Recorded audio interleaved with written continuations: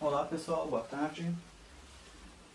Dando continuidade aqui, segundo exemplo de ajustamento paramétrico. Agora no caso a gente vai ver um exemplo da geodésia relativo a vetores do GNSS, então do posicionamento por satélites GNSS como GPS, GLONASS e outros. Então o primeiro comentário é que nesse caso a gente vai trabalhar no sistema cartesiano geocêntrico, nesse exemplo. Ou seja, aquele sistema de coordenadas cuja origem é o geocentro da Terra, o eixo X do sistema aponta para o meridiano de Greenwich, o eixo Y para uma longitude de 90 graus este, para leste, e o eixo Z aponta para o Polo Norte, fechando aí o sistema destrógero, orientação pela regra da mão direita. Então esses são nossos três eixos cartesianos do posicionamento, X, Y, Z. X saindo do geocentro em direção a Greenwich, Y saindo do geocentro em direção a 90 graus este de longitude, e o Z saindo do geocentro para o Polo Norte. X e Y contidos no plano equatorial. Bom, por que esse sistema ao invés de um outro sistema em que a gente pudesse trabalhar com planimetria e altimetria separadamente? Então a gente poderia ter a componente norte-sul, a componente leste-oeste e a componente vertical ou altimétrica. Porque no software que a gente processou os dados de GNSS, as covariâncias ou correlações das observações, que a gente já vai ver quais são, as componentes dos vetores, elas só são fornecidas no sistema cartesiano geocêntrico. Então, nesse sistema de coordenadas x, y, z. Quando a gente converte para um outro sistema, latitude, longitude e altitude elipsoidal ou geométrica, ou até mesmo um sistema de projeção TM, este, norte e altitude elipsoidal, ele converte as variâncias ou desvios padrões correspondentes, então de x, y, z para latitude, longitude e altitude, por exemplo, mas essa informação da correlação da covariância é perdida nessa transformação. Então, por esse motivo, a gente vai fazer o ajustamento no sistema cartesiano geocêntrico, x, y, z, embora a gente não possa fazer uma análise de planimetria e altimetria aqui, devido à orientação dos eixos, mas essa seria a forma mais correta, por assim dizer, porque a gente mantém a informação das covariâncias, das correlações entre as observações. Após o ajustamento, obviamente, o software pode ali, então, fazer a conversão para o sistema de interesse, seja coordenadas UTM, seja coordenadas geodésicas ou elipsoidais, latitude, longitude, enfim. Bom, esse exemplo é um exemplo simples, também dentro desse contexto de ajustamento de vetores de GNSS seria o caso mais simples, que seria apenas dois vetores. Então o que a gente tem aqui? A gente tem duas estações conhecidas, dois pontos que já foram determinados, fazem parte do SGB, do Sistema Geodésico Brasileiro, são estações da RBMC, da Rede Brasileira de Monitoramento Contínuo do IBGE. A estação IFSC, localizada ali no nosso campus mesmo, do IFSC de Florianópolis, e a estação SCFL, ou que eu vou chamar de estação UFSC, localizada no campus da UFSC também em Florianópolis. Então essas duas estações são receptores GNSS, instaladas ali no topo dos prédios, que ficam rastreando o sinal continuamente dos satélites GPS e GLONASS, 24 horas por dia, e esses dados são disponibilizados gratuitamente pelo IBGE. Além disso, a própria posição dessas estações, ou seja, suas coordenadas x, y, z, são conhecidas, já foram calculadas e homologadas pelo IBGE, então são ditas coordenadas oficiais, ou seja, são pontos conhecidos. Então vou utilizar eles como chamados pontos base nesse ajustamento. Ou, como a gente chegou a ver na aula anterior, eles vão ser tratados como injunções. Então as suas coordenadas vão permanecer fixas nesse ajustamento. Então nós temos essas duas estações, nossos dois pontos base, dois pontos de referência, os dois pontos de controle, enfim, IFSC e UFSC, pertencentes ao Sistema Geodésico Brasileiro, né, ao SGB, e nós rastreamos um outro ponto, que a gente vai chamar aqui de S001, um ponto pertencente à nossa rede lá do IFSC, em cima do Morro da Cruz. Então esse ponto também foi instalado um receptor GNSS nele, mas ao contrário do IFSC e da UFSC, as suas coordenadas não são conhecidas, né? É justamente elas que a gente deseja obter pelo posicionamento geodésico de alta precisão. Então a gente quer conhecer a posição 3D desse ponto, né, do S001, no sistema cartesiano geocêntrico, enfim, um sistema globalmente localizado, né, já referenciado. Depois eu posso converter para latitude e longitude, por exemplo, para que ele possa fazer parte de uma rede de referência. Então toda vez que eu for fazer um outro levantamento, eu posso partir desse ponto base como referência, por exemplo. Então, o ponto S001.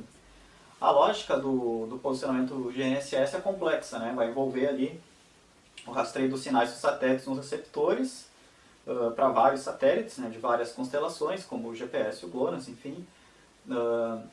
Essas observações, né, então o rastreio do sinal desses satélites vão ser depois processados num software adequado ali, né, então pelo método de posicionamento relativo, que vai ter ali o conceito das duplas diferenças e tudo mais, né. Aqui o nosso objetivo aqui não é entrar em detalhes do posicionamento em si, né. O nosso objetivo aqui é fazer o ajustamento dos vetores. Então, após esse tratamento dos dados GNSS em um software adequado, né, o que a gente vai ter? A gente vai ter os chamados vetores do posicionamento, né, os vetores GNSS. Nesse caso, do IFSC para o S001 e da UFSC para o S001. Né? O que seriam esses vetores? Né? Essas retas em azul aqui, por exemplo, representadas. Eles vão nos fornecer as componentes da chamada linha base, né? Então, as distâncias relativas entre o meu ponto S001 e cada um dos meus pontos base. Conceito bem simples. Ó. Vou imaginar que a gente tenha um eixo cartesiano aqui. Pode ser o eixo X, pode ser o eixo Y ou o eixo Z. A analogia é a mesma, né? E a gente tem a coordenada, a posição de um dos pontos base. Né? Por exemplo, o IFSC ou a UFSC. Vamos fazer o exemplo do IFSC, por exemplo. Então, a gente sabe qual que é a posição do ponto base IFSC no eixo X, por exemplo, a sua coordenada X no sistema cartesiano geocêntrico. O vetor, né, resultado desse posicionamento relativo em software adequado, ele vai me dar essa componente chamada de ΔX, ou seja, a diferença relativa entre o ponto que eu quero, que a gente, no caso geral a gente costuma chamar de rover, né, e o ponto conhecido, né, ponto base. Então, quem é esse ΔX? Né? É a diferença no eixo X, no sistema cartesiano geocêntrico, entre a posição do base e a posição do rover. Né? Então, ou seja, se eu quero saber a coordenada X do ponto rover, eu vou simplesmente pegar a coordenada X do ponto base e somar com a componente ΔX do vetor. E assim eu vou ter a coordenada X do rover. Né? Que vale a posição do base mais essa distância relativa, mais esse ΔX. E aí eu encontro a coordenada X do rover. E análogo para Y e para Z. Né? Então, tendo o ΔY e o ΔZ. E análogo, ao invés do IFSC, se eu estivesse trabalhando com a UFSC, por exemplo. Né? Então, posicionamento GNSS. Aqui a gente já tem as coordenadas oficiais, né, obtidas pelo relatório das estações no site do IBGE. Então, as coordenadas oficiais dos nossos pontos bases, IFSC e UFSC, né, coordenadas cartesianas geocêntricas, X, Y, Z. A gente pode até notar aqui, inclusive, né, são valores bem grandes, né, porque são relativos ao geocentro, né, são distâncias em relação ao geocentro da Terra, o centro da Terra, né, em cada um dos três eixos. Então, por exemplo, no ponto IFSC, coordenada X está ali na ordem dos 3 milhões de metros. Né, coordenada Y, 4 milhões de metros, negativa porque a gente está no hemisfério sul, abaixo do Equador. Desculpa, isso seria para Z. Né? Então a coordenada Z, menos 2 milhões, quase menos 3 milhões negativo, porque a gente está no hemisfério sul, abaixo da linha do Equador. E a coordenada Y também negativa, né? Menos 4 milhões, porque a gente está no hemisfério ocidental, né? A gente está aqui a oeste de Greenwich, não a leste de Greenwich. Então a coordenada y também negativa. Já a x positiva porque é ok, né? Então nós estaríamos do mesmo lado do hemisfério de Greenwich, né? Se a gente fosse cortar o globo no eixo y. Então a coordenada x acaba sendo positiva para pontos aqui no hemisfério sul localizados no Brasil. Bom, a mesma coisa para a UFSC, né? Então, claro, os primeiros dígitos não vão mudar, né? Em relação ao geocentro, vai mudar ali no final a sua posição. Então essas são as coordenadas oficiais que nós já temos, né? Disponíveis pelo IBGE. O que o rastreio GNSS, né? Então quais seriam as nossas observações nesse caso? Seriam ali as distâncias satélite-receptor para várias épocas, enfim, que depois vão nos resultar nas componentes de cada vetor, ΔX, ΔY, ΔZ. Então aqui o que a gente tem? A gente vai ter dois vetores, um envolvendo a estação IFSC e o S001, ponto que a gente quer ajustar, e o outro envolvendo a estação UFSC e o ponto S001, ponto que a gente quer ajustar. Então para cada um desses dois vetores, nós já temos aqui as componentes, ΔX, ΔY, ΔZ, ou seja, a distância relativa entre o S001 e o IFSC, ou a UFSC, né? No eixo X, no eixo Y e no eixo Z, no meu sistema cartesiano geocêntrico de coordenadas, né? Então, claro, essas distâncias ficam bem menores do que as coordenadas, né? Então, distâncias aqui da ordem de centenas de metros, né? No máximo 1,5 km, mais ou menos, no ΔY UFSC S001. Então, se a gente simplesmente pegasse essas componentes e somasse com as respectivas coordenadas do ponto base, nós teríamos as coordenadas do ponto S001. Né? Aqui o nosso objetivo é ajustar, né? Então a gente não vai ficar aqui calculando um por um para chegar à conclusão que vai ter um erro de fechamento, né? Devido aos erros de observação e que isso vai requerer um ajustamento. Né? Então eu já tenho aqui os resultados prontos. Então o que a gente fez? A gente pegou as coordenadas do ponto base IFSC, x, y, z, somamos com as respectivas componentes, né, ΔX, ΔY, ΔZ do vetor, IFSC S001, e obtivemos as coordenadas do ponto S001 vindo pela UFSC, né? Então, vindo pelo IFSC, desculpa. Posição do IFSC mais as componentes do vetor IFSC S001. Tivemos um conjunto de coordenadas, né? Então, a posição do ponto S001, x, y, z.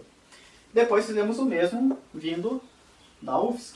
Então, coordenadas da base UFSC, mais as respectivas componentes, ΔX, ΔY, ΔZ, do vetor, nós temos a posição do S001, só que agora vindo pela UFSC.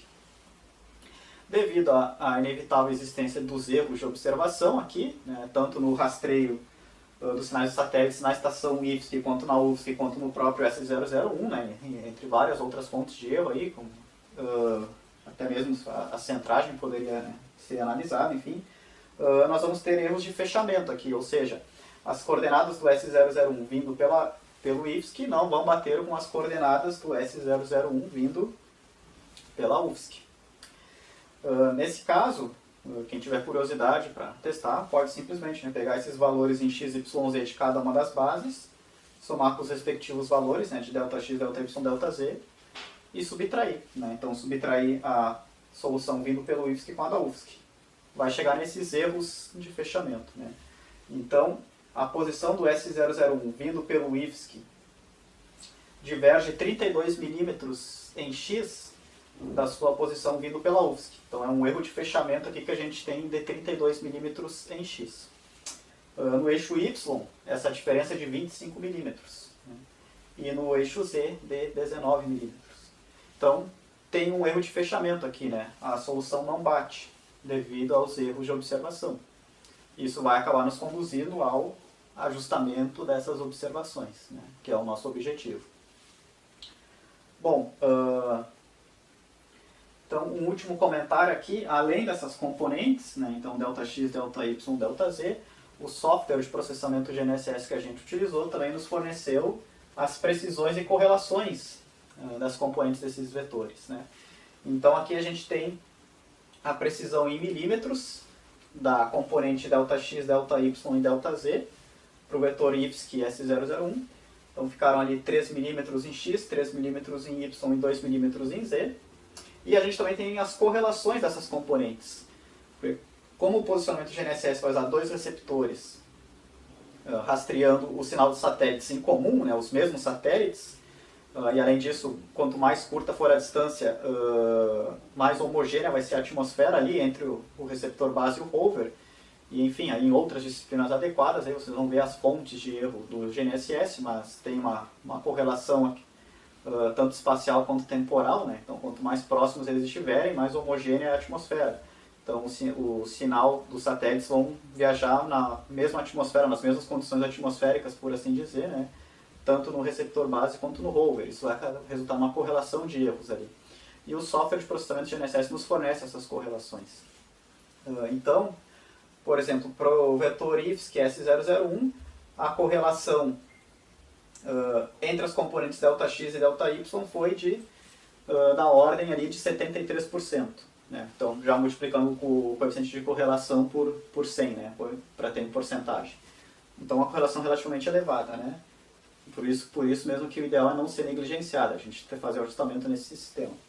Então, menos 73% e menos 67% ali de ΔX com ΔZ para esse vetor.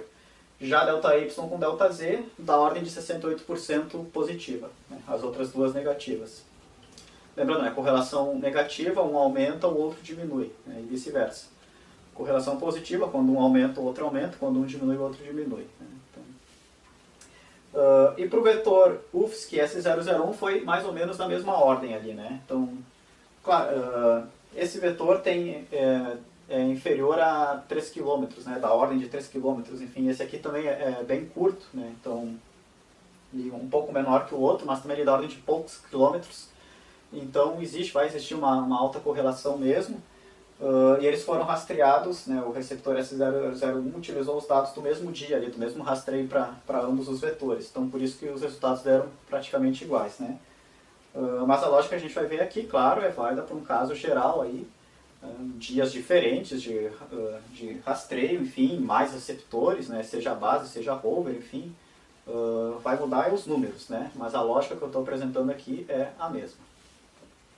Então, para o vetor UFSC S01 deu praticamente os mesmos resultados, né? 3 milímetros de precisão no ΔX e no ΔY, 2 milímetros de precisão no ΔZ.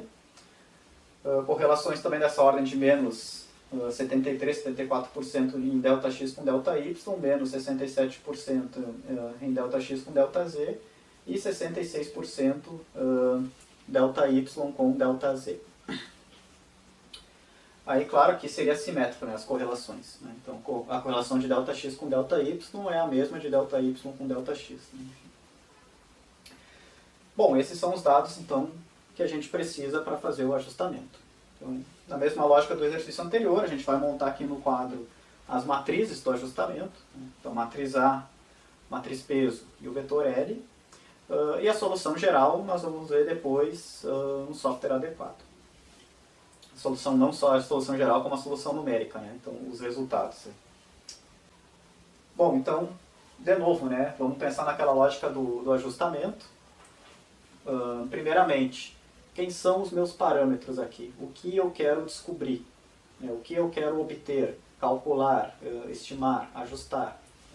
Então, nesse exemplo, o que a gente quer são as coordenadas x, y, z do ponto S001, a sua posição tridimensional no sistema cartesiano geocêntrico adotado aqui, no sistema de coordenadas cartesiano geocêntrico do posicionamento. Então, a posição dele. Então, aqui nesse caso, nós temos 3 incógnitas. Né? O nosso número de incógnitas U é igual a 3, que são as coordenadas x, y, z do S001. Então, vou colocar aqui, né, o x do S001, o y do S001 e o z do S001. E quantas observações nós temos? Bom, né, então nós temos 2 vetores, só que cada vetor tem 3 componentes, ΔX, ΔY, ΔZ, distâncias relativas em x, y, z. Então o nosso número de observações aqui não é 2, né, que seriam os vetores, é 2 vezes 3, porque cada um tem 3 componentes. Então o nosso número de observações aqui, n, é igual a 2 vezes 3, que é igual a 6. Que são as componentes ΔX, delta y, delta z, dos dois vetores, né? Então, do IFSC ao S001 e da UFSC ao S001. Bom, temos 6 observações, n igual a 6, e temos 3 incógnitas, u igual a 3. O nosso número de graus de liberdade, vou fazer aqui, né? N menos u vai ser igual a 6 menos 3. Então, o nosso n menos u vai ser igual a 6 menos 3, 3, que é maior que 0. Ou seja, a gente consegue realizar o ajustamento de observações pelo método paramétrico. A gente tem mais observações, consequentemente mais equações do que incógnitas, né? Lembrando, cada observação vai resultar em uma equação no nosso sistema pelo método paramétrico, ou equações de observação.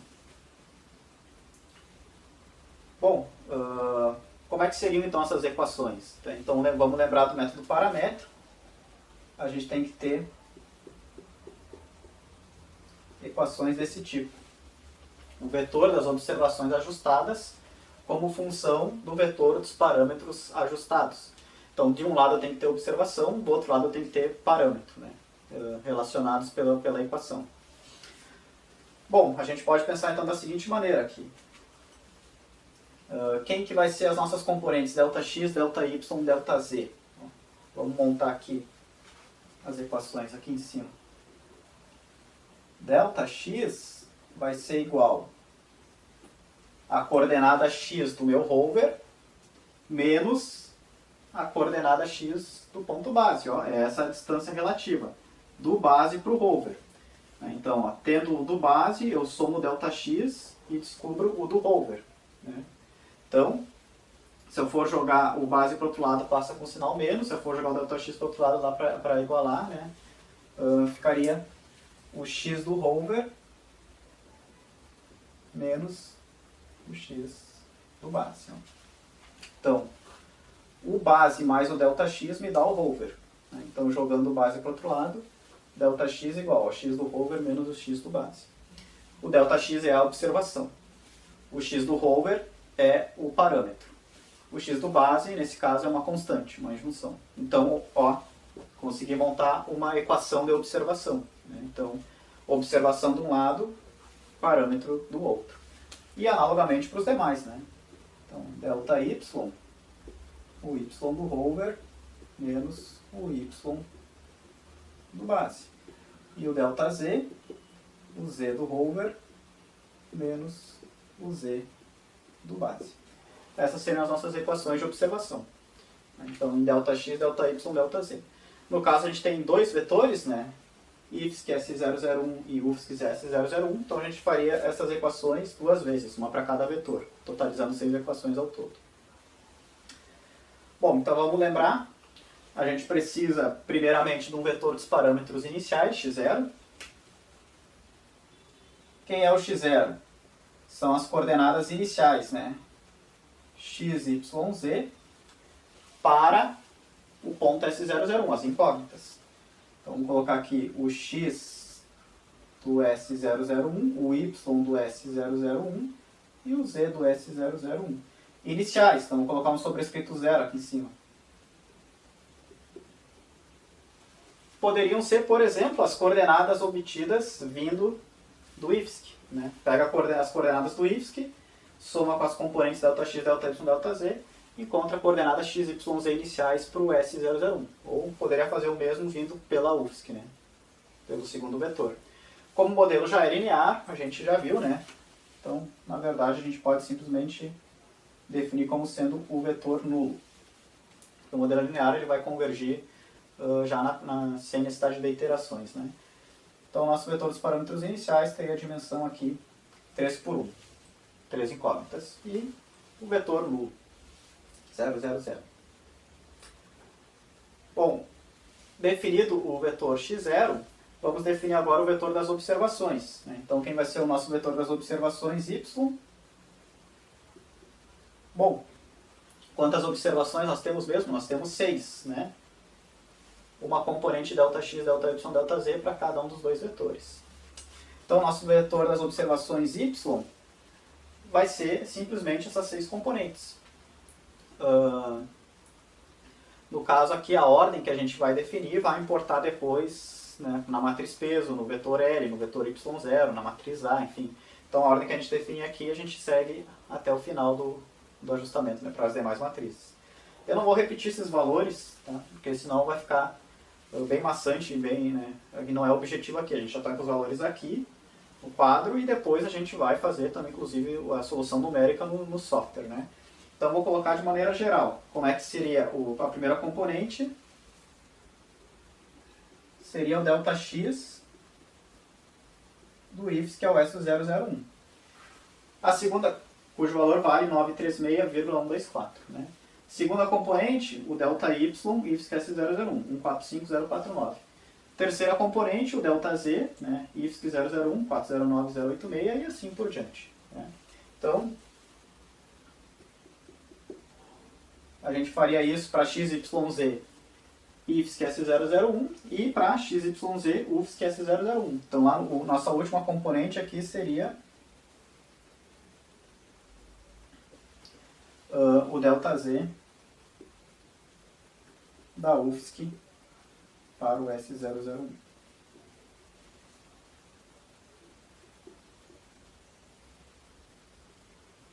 Vou só colocar o primeiro e o último valor aqui, né? Então, o primeiro valor seria o 936,124. E aí, vou até colocar o segundo também. O segundo aqui seria o 145049. E aí nós iríamos seguir, né? Terceiro valor ΔZ do primeiro vetor. Quarto valor ΔX do segundo vetor. Quinto valor ΔY do segundo vetor. Sexto e último valor ΔZ do segundo vetor. Então, 890,460. Então, esse é o nosso vetor das observações Y de dimensão 6 por 1. Bom, tendo o vetor Y, a gente tem que ter agora definir o vetor Y0. Né? O vetor f de x0, né? Aplicar o vetor dos parâmetros iniciais no sistema de equações e ver o que acontece. Né? Então, nosso vetor y0, f de x0. Bom, aqui está o nosso sistema de equações. O vetor dos parâmetros iniciais, né, foi definido como sendo um vetor nulo. Então vamos colocar aqui, ó, essas seriam as componentes, né, do nosso vetor y0. ΔX, ΔY, ΔZ0. Como é que elas seriam obtidas? Eu ia jogar o XYZ do rover, ou seja, do meu ponto a ser ajustado, né, o S001, iniciais, né, que são o vetor nulo. X0, Y0 e Z0,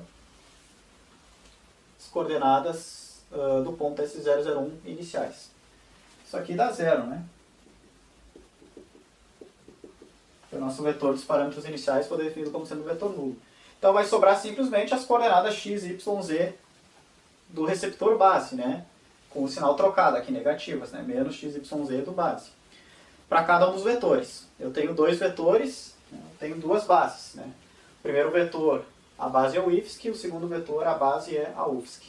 Então, o nosso vetor y0 aqui ficaria menos a coordenada x do IFSC. Por quê? Porque a primeira equação seria o ΔX do primeiro vetor. Depois ele ficaria menos a coordenada y do IFSC, da base IFSC, porque a segunda equação é o ΔY do primeiro vetor. E assim por diante, né? Então, menos o ΔZ do IFSC, menos o ΔX da UFSC, menos o ΔY da UFSC, e lá no final menos o XYZ, né? E lá no final menos o Z da UFSC. Coordenada Z da UFSC. Lembrando, né, mesma dimensão do vetor das observações originais y. Então, y0 dimensão 6 por 1. Tendo o vetor y, tendo o vetor y0, aí nós temos o vetor L. Aqui. quem vai ser o vetor L? Bom, pessoal, tivemos problemas técnicos, né? Depois eu vi que a iluminação também estava bem ruim, estava o dia bem nublado aqui. Vamos seguindo. Então, o vetor L é o vetor das observações originais y menos o vetor y0. Né? Então, nesse caso, as observações originais, as componentes das linhas bases, né? Δx, Δy, Δz dos dois vetores, e o vetor L0, aplicando os parâmetros iniciais nas equações, né? f de x0, acabou resultando em um vetor com as coordenadas dos pontos de controle, com o sinal trocado ali. Né? Então, para o primeiro vetor, menos a coordenada x da estação IFSC, menos a y do IFSC, menos a z do IFSC, depois menos a coordenada x da UFSC, menos a y da UFSC e menos a z da UFSC. Né? Então, nesse caso, nosso vetor L ficaria as componentes das linhas bases, né? Δx, Δy, Δz, IFSC S001, depois Δx, Δy, Δz, UFSC S001, menos as respectivas coordenadas com o sinal trocado ali, né? Menos XYZ do IFSC, menos XYZ da UFSC. Então, vamos fazer aqui. Então, a gente teria o Δx, IFSC S001, ΔY, IFSC S001, seguindo, vou fazer menos aqui, seguindo até a última componente, que seria o ΔZ da UFSC S001, menos as coordenadas das estações de controle, né, IFSC e UFSC, só que com o sinal trocado já, né? Então, menos o X do IFSC, menos o Y do IFSC, e seguindo até o menos o Z da UFSC. Dimensão 6 por 1, né? A mesma dimensão do vetor das observações. Bom, aqui no caso ia acabar somando, né? Menos com menos ficaria mais.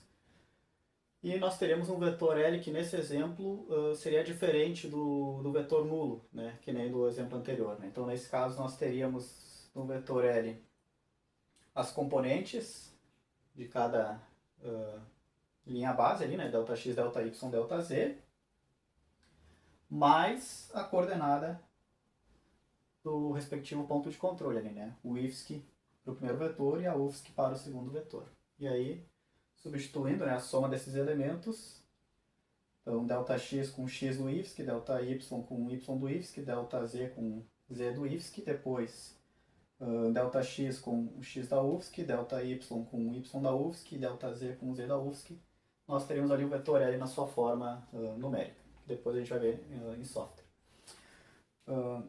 Algo que eu queria comentar antes é que aqui na questão do ajustamento, né, nós temos 3 graus de liberdade, ou seja, nós teríamos 3 observações a mais do que o necessário para poder ajustar, né? E faz sentido, né? Ó, vamos pensar que se a gente tivesse apenas um vetor, vamos supor que a gente só tivesse o vetor IFSC S001, nós conseguiríamos calcular uma posição para o S001 em XYZ, né? Somando as componentes Δx, Δy, Δz do vetor IFSC S001 com as respectivas coordenadas x, y, z da estação base IFSC. Né? Não teremos ajustamento, teremos uma solução única e exata, sem controle de erro. Se aquele vetor está com um erro de 1 km, né, nós não conseguiríamos detectar, porque a gente não tem um ajustamento, não temos erros aparentes.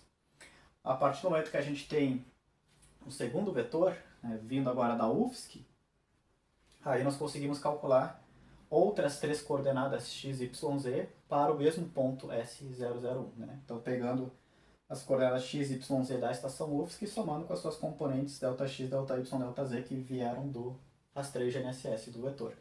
E aí é o que a gente tem, né? A gente tem duas soluções diferentes para cada coordenada, em x, y, z, e aí a gente consegue fazer o ajustamento, né, por causa desses dois vetores. Então, um vetor apenas, a gente teria a solução única sem ajustamento, seja vindo pelo IFSC, seja vindo pela UFSC. A partir do momento que a gente tem os dois vetores, a gente consegue ter o ajustamento.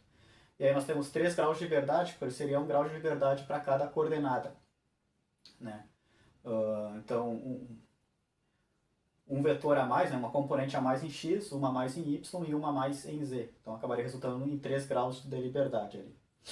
Se fosse um problema mais simples, de uma dimensão, né, por exemplo, uma rede de nivelamento, que a gente só teria uma Rn e uma altitude, e um desnível, né, uma Rn e um desnível, e uma altitude, né, então a gente teria duas observações e uma incógnita, teria 1 grau de liberdade. Né. Então, no caso, 3D vira os 3 graus de liberdade, né, um em x, um em y e um em z. E além disso, a gente também já sabe, já dá para inferir sobre os sinais dos resíduos, né, a priori. Como a gente só tem uma equação em x vindo de um vetor e uma equação em x vindo do outro vetor, e o mesmo para y e para z, né? Então a gente já sabe que uma das componentes ΔX aqui ajustadas vai ter resíduo positivo e a outra negativo. Né? Uma das componentes ΔY ajustada vai ter vetor resíduo positivo, outra negativo. E uma das componentes ΔZ vai ter um resíduo positivo e a outra negativo, porque vai ficar ali naquele meio termo entre elas. Né? Então uma vai ter que ser corrigida para mais, outra vai ter que ser corrigida para menos. Né? Não tem como duas componentes ΔX, por exemplo, serem corrigidas para mais, né? Ou serem corrigidas para menos, porque a gente só tem justamente dois vetores. Né? Então o ajustamento vai ficar naquele meio termo ponderado ali, né? Em função das covariâncias, enfim. Então a gente já sabe a priori que a gente vai ter um resíduo positivo e um negativo em x, um resíduo positivo e um negativo em y, e um resíduo positivo e um negativo em z. 3 ou mais vetores, aí a gente já teria outra história. Bom, vetor L definido, vamos agora então definir a matriz de covariância das observações. Vou fazer aqui. Para depois nós termos a matriz peso, né?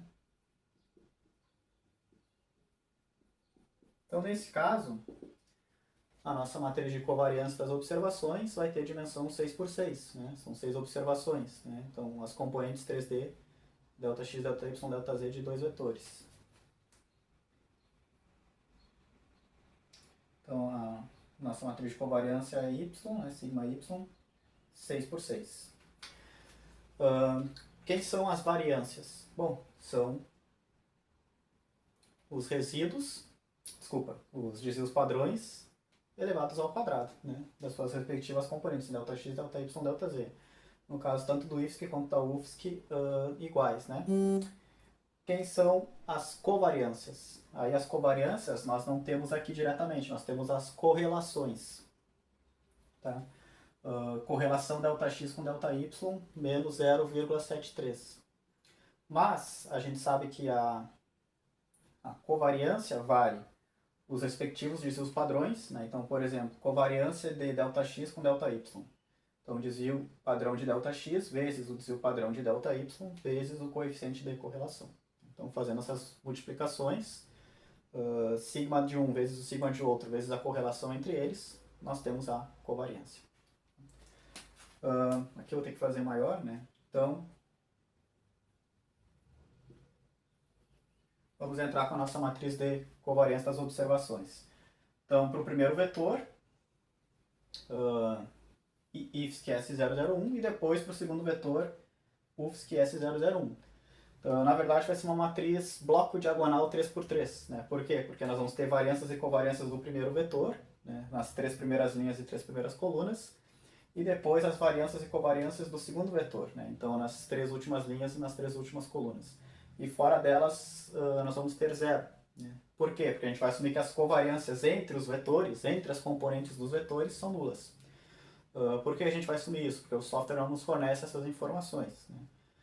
Como o rastreio foi no mesmo dia ali, né, dos dois vetores foi no mesmo dia e horário, e essa localização geográfica ali é um raio ali de 3 km, né, enfim, provavelmente há covariâncias né? Há correlações temporais e espaciais ali entre os vetores, mas o software não nos fornece, então a gente acaba negligenciando, né? Se fosse um outro software mais científico, talvez, enfim, a gente pudesse extrair essas informações também.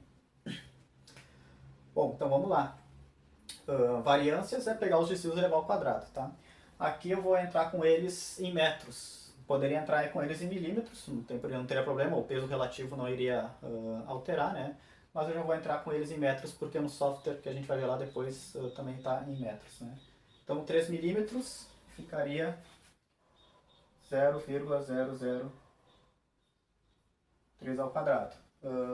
E o mesmo depois em y, né? 0,003 ao quadrado e em z 0,002 ao quadrado, né? Desvios ao quadrado. O mesmo para o outro vetor, que nesse caso deram os mesmos desvios padrões, né, nas mesmas componentes.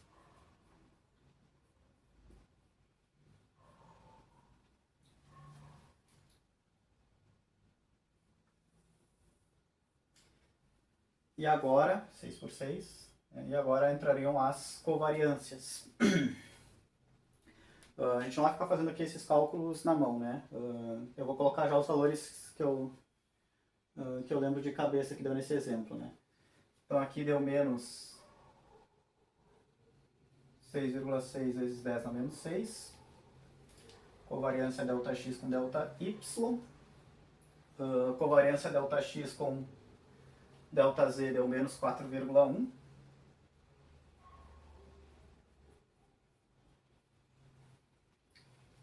Vezes 10 na menos 6.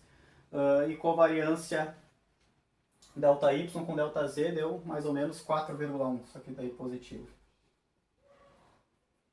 Vezes 10 na menos 6. E aqui simétrico, né? Então, ó. Menos 6,6 vezes 10 na menos 6. Menos 4,1 vezes 10 na menos 6. E a outra é positiva, né? Só um sinal, 4,1. Vou fazer um pouco menor aqui, né? Para caber. 4,1 vezes 10 na menos 6.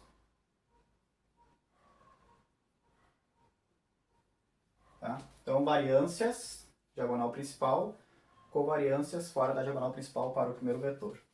Que a gente poderia traçar uma linha divisória, né? Aqui, 0. E aqui, 0 também, né? E aí aqui a gente teria o mesmo para o segundo vetor, que ficaria análogo, né? Eu não vou escrever aqui, enfim, mas como as variâncias, né, os desvios padrões são iguais e as correlações também são iguais em termos práticos, né? Aqui no arredondamento que a gente está fazendo na segunda casa decimal lá no 10 na menos 6 ficaria igual também, né? Então no software a gente vai usar todo o rigor ali, todas as casas decimais e tudo mais, né? Vou apenas colocar aqui que seriam as covariâncias para esse segundo vetor que em termos práticos seriam iguais ali aos do primeiro vetor. 6 por 6, né? Então essa é a nossa matriz de covariância. Tendo a matriz de covariância, aí a gente obtém a matriz peso, né? Vou fazer aqui. Quem é a matriz peso mesmo? A peso vai ser o inverso dessa matriz de covariância, né? 6 por 6 também, 6 linhas por 6 colunas. A gente ia pegar esses elementos e inverter. Uma matriz 6 por 6, bloco diagonal, né? Não diagonal, seria de difícil inversão, né? Então a gente não vai fazer aqui o cálculo, né? O software depois retorna para nós esse produto. Mas você segue o mesmo princípio, né? A mesma lógica do anterior.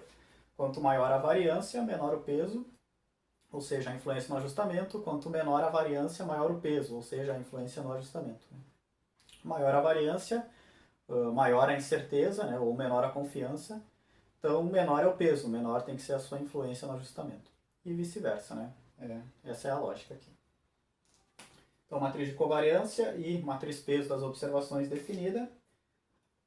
Falta apenas a matriz A, né? Acho que vou fazer ali. Lembrando a solução geral do ajustamento, a gente precisa da matriz A, precisa da matriz peso e precisa do vetor L. Então, vetor L definido, matriz peso definida, falta apenas a matriz das derivadas, a matriz A. Então, lembrando quem é a matriz A, é a matriz das derivadas. A gente vai pegar as equações, aí aplicar as derivadas em relação aos parâmetros, né? Nesse caso, como é que é o nosso sistema de equações, né? Então, até para repetir aqui, a gente tem que ΔX é igual ao x do rover, em caso geral, nesse nosso caso é o S001. Poderia ter vários rovers, inclusive, aqui, né? Então, dependendo de cada equação, de cada vetor, menos o x da base, que é o nosso ponto base nesse caso. Para o primeiro vetor é o IFSC, para o segundo vetor é a UFSC. E análogo para as demais componentes, né? ΔY, o y do rover menos o y da base. E ΔZ, o z do rover menos o z da base. Então a nossa matriz A, nesse caso, vai ter dimensão. Quantas equações desse tipo nós temos? 6. 2 vetores, né? x, y, z dos 2 vetores. Então ela vai ter 6 linhas. E quantas colunas nós temos? 3.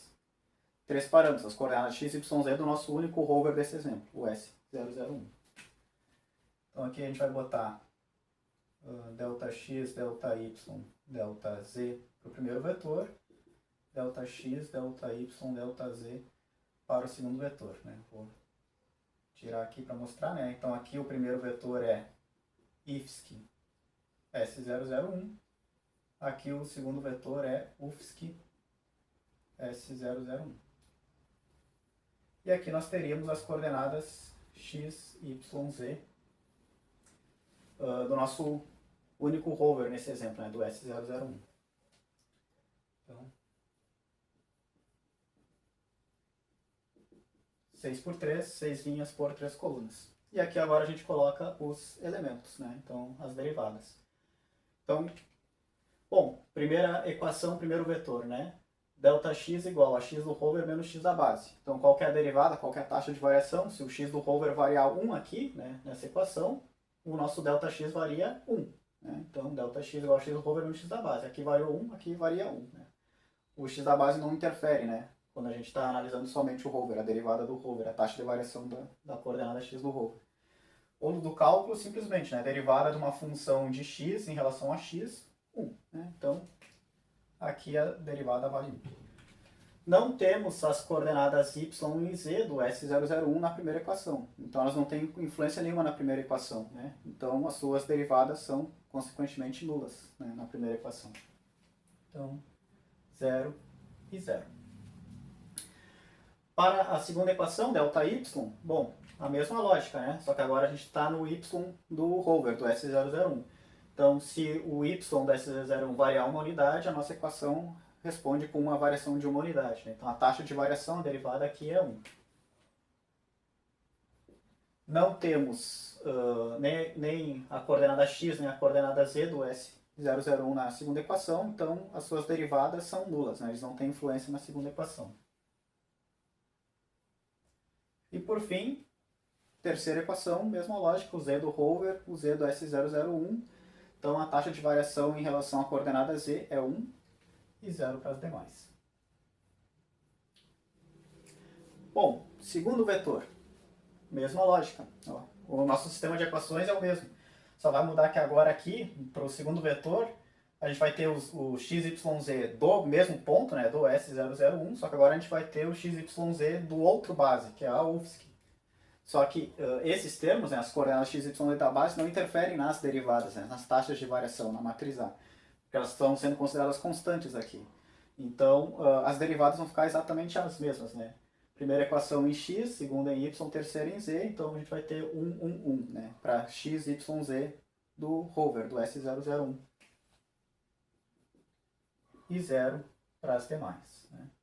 Então, notem, equações diferentes, né? Uma para o vetor IFSC S001, outra para o vetor UFSC S001, porém as derivadas iguais, porque a gente só mudou justamente o ponto base ali. Nas derivadas isso não interfere. Se fosse um outro problema com mais rovers, né, e mais bases, enfim, aí pode ser que eu tivesse um outro rover aqui, suas coordenadas x, y, z, e aí a matriz poderia ficar diferente. Né? para um outro momento. Então, nesse caso, é como se fosse duas identidades 3x3, né? Uma em cima da outra, resultando em uma matriz 6x3. Bom, temos a matriz A, temos a matriz peso, a inversão da matriz de covariância, e temos o vetor L. Já podemos fazer a solução geral do ajustamento, né? E obter tanto os parâmetros ajustados, ou seja, as coordenadas x, y, z do S001 ajustadas, quanto os resíduos, né? Ou seja, o quanto que cada componente Δx, Δy, Δz desses vetores vão ser corrigidos, ajustados, né? Para a gente ter aqui agora a solução única ajustada do S001, pelo modelo paramétrico no mínimos quadrados. E nesse exemplo a gente também vai ter as precisões, né? Como a gente não tem uma peso-identidade, enfim, a gente tem uma matriz de covariância, então a gente consegue ainda propagar a incerteza desses vetores para a posição do S001. Então depois a gente vai ver lá no software, a gente vai ter tanto as coordenadas ajustadas, x, y, z, posição 3D do S001, quanto as respectivas incertezas, os desvio padrões, as precisões em x, y, z desse ponto.